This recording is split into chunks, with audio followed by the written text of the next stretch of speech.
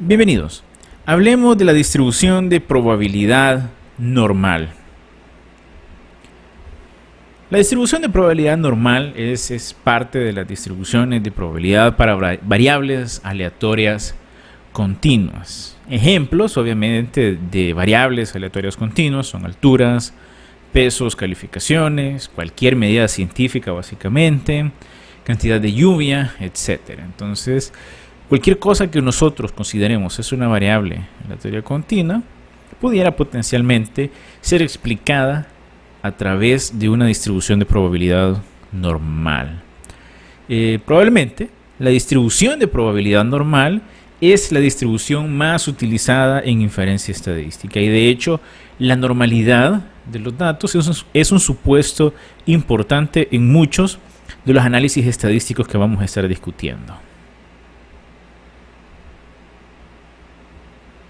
Aquí quiero hacer una aclaración.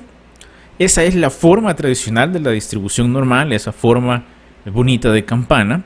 No hay que confundir la distribución normal con la distribución paranormal. Esta clase se va a enfocar en la discusión de la distribución normal.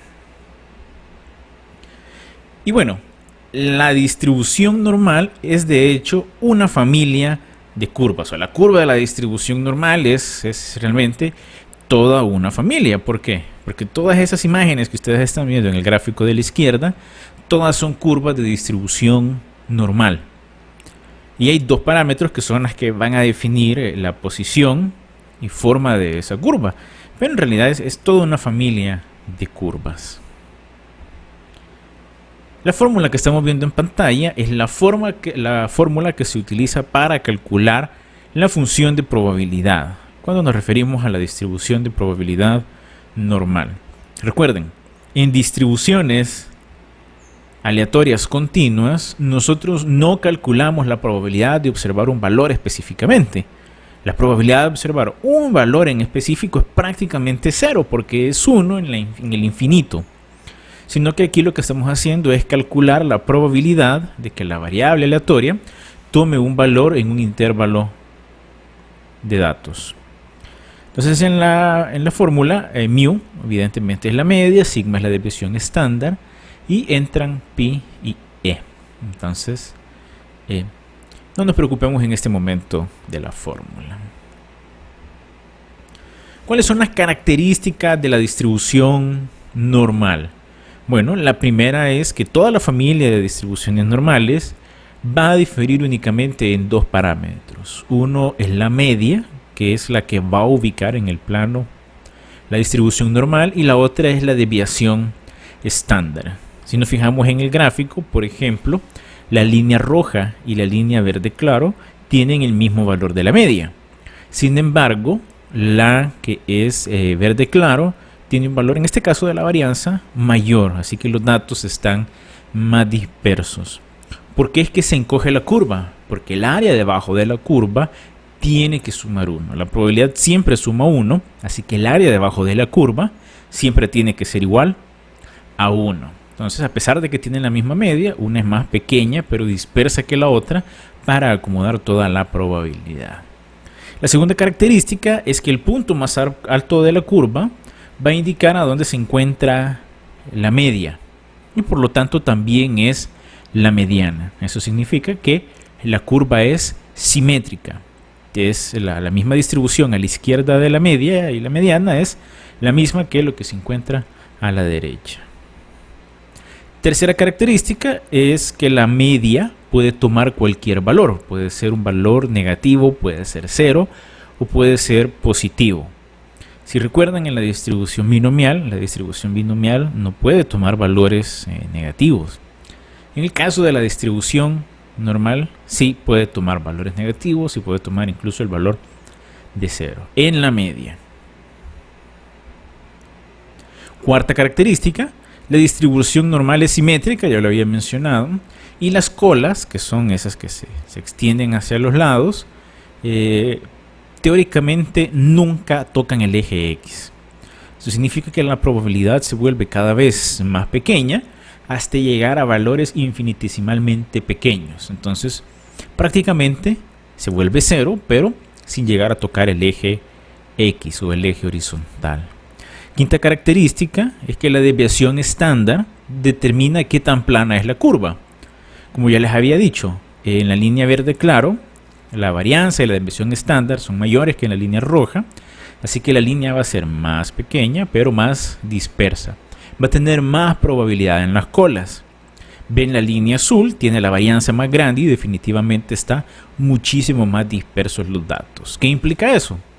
Si la altura es la probabilidad de observar cualquiera de esos valores, existe más probabilidad de observar valores extremos en curvas que tienen más dispersión de los datos o cuya varianza y desviación estándar son mayores. Y por último, ya se los había dicho, el área tiene que sumar 1 siempre. Así que en todas esas curvas, a pesar de que tienen diferente ubicación y forma, siempre suma 1 el área abajo de ellas. Como habíamos platicado en el principio de esta clase, el teorema de Chebyshev tiene la regla empírica, y la regla empírica significa que cuando nosotros tenemos una distribución normal o aproximadamente normal de los datos, 68% de los datos se encuentran a una distancia de la media menos una desviación estándar y más una desviación estándar. 95% de los datos se encuentran acomodados a una distancia de la media más 2 veces de la desviación estándar y la media menos 2 desviaciones estándar. Y 99.7 o prácticamente todos los datos se encuentran a una distancia de la media más o menos 3 desviaciones estándar. Y esto va a ocurrir para todas las distribuciones normales, independientemente del valor de la media y la desviación estándar. Es una propiedad bastante buena de las distribuciones normales. Entonces recuerden, 68% de los datos a más o menos una desviación estándar, 95% a más o menos 2 desviaciones estándar y prácticamente todos son 99.7% a más o menos 3 desviaciones estándar. Ahora, existe una forma especial de la distribución normal y esa es la distribución normal estándar. Y la distribución normal estándar se da cuando la variable, cuando la media es igual a 0 y la desviación estándar es igual a 1.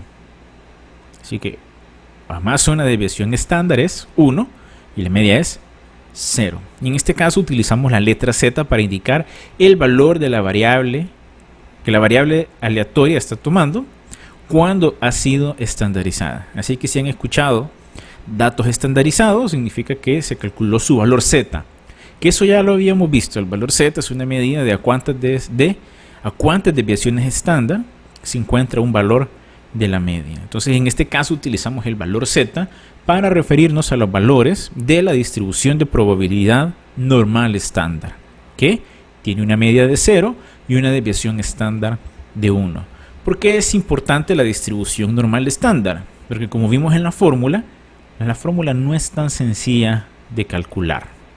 Entonces lo que hacemos es que perfectamente podemos estandarizar nuestros datos y encontrar la probabilidad de valores en esa distribución a partir de la distribución normal estándar. Ustedes pueden tomar cualquier libro de estadística y se van al final de ese libro y lo que van a encontrar son cuadros o en su anglicismo tablas de probabilidad. Y la probabilidad para las distribuciones normales se calcula utilizando la distribución de probabilidad normal estándar. Y en el tutorial vamos a ver cómo nosotros, vamos a comparar, obtener probabilidades utilizando los datos que tenemos y utilizando la distribución normal estándar. En nuestro caso y para esta clase no vamos a utilizar un cuadro de distribución normal estándar para las probabilidades porque vamos a hacer uso directamente del software JASP. ¿Qué pasa entonces? En la izquierda tenemos la fórmula de la distribución de probabilidad normal y en la derecha tenemos la distribución de probabilidad normal estándar. ¿Qué es lo que ocurre aquí? Bueno, X denota los valores que nos interesan. Como estamos estandarizando los datos, ya no va a ser X, sino que va a ser un valor Z. La media se vuelve 0, así que x menos 0, 0, simplemente se va a omitir. Y como la desviación estándar es igual a 1, significa que la varianza también es igual a 1. Y eso lo que hace es simplificar la fórmula. El sigma que estaba aquí se vuelve 1 y el sigma que estaba en este denominador también se vuelve 1. Entonces, la distribución normal estándar también tiene una fórmula, de hecho, simplificada para su función de probabilidad. Tenemos dos gráficas. La gráfica de la izquierda es la distribución de estaturas de una clase. ¿Ya? Aquí tomamos las estaturas de todos los muchachos y esos son los datos que nos salieron. La media está alrededor de 170. En la figura de la derecha, o en la gráfica de la derecha, lo que tenemos es los mismos datos, pero estandarizados. A cada uno de esos valores que tenemos de observaciones de las estaturas, se les calculó su valor Z. Y con esos nuevos valores, porque todos los datos son estandarizados, se hizo la gráfica de la derecha. Entonces, la media está ubicada en 0, porque la media se encuentra a 0 desviaciones estándar de sí misma. Así que es los mismos datos, solo que en su versión normal y en su versión estandarizada. Ahora, ¿qué tipo de probabilidades podemos calcular?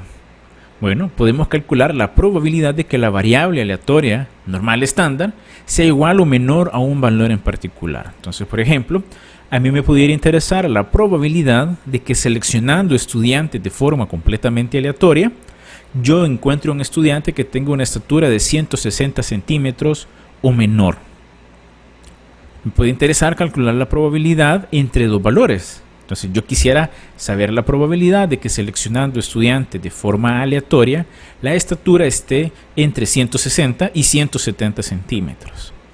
Y por último nos puede interesar calcular la probabilidad de que Z, en este caso el valor estandarizado de la variable aleatoria, sea mayor o igual a un valor dado. Entonces en ese caso pudiera ser, por ejemplo, ¿cuál es la probabilidad de que seleccionando estudiantes de forma aleatoria, la estatura sea mayor o igual a 170 centímetros? Entonces, ¿qué es lo que ocurría anteriormente? Bueno, las probabilidades de todas las distribuciones que son aproximadamente normales las podemos calcular utilizando la distribución de probabilidad normal estándar.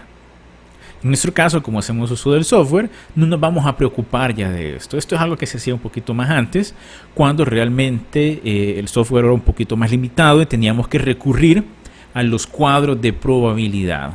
Ahora, es importante que conozcamos la distribución de probabilidad normal estándar, pero no la vamos a utilizar para hacer nuestros cálculos.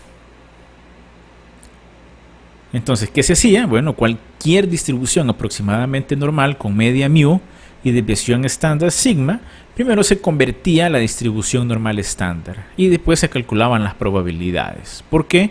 Porque cada valor tiene su propio valor z y cada valor z tiene probabilidad en la distribución normal estándar. Entonces antes, de hecho, antes si ustedes hubieran llevado esta clase conmigo, hubiéramos utilizado los cuadros de probabilidad normal estándar para obtener las probabilidades. Ahora, ¿qué vamos a hacer? Vamos a utilizar directamente el software JASP. A continuación, vamos a ver un tutorial de cómo obtener probabilidades a partir de la distribución normal y también la distribución normal estándar utilizando el software JASP.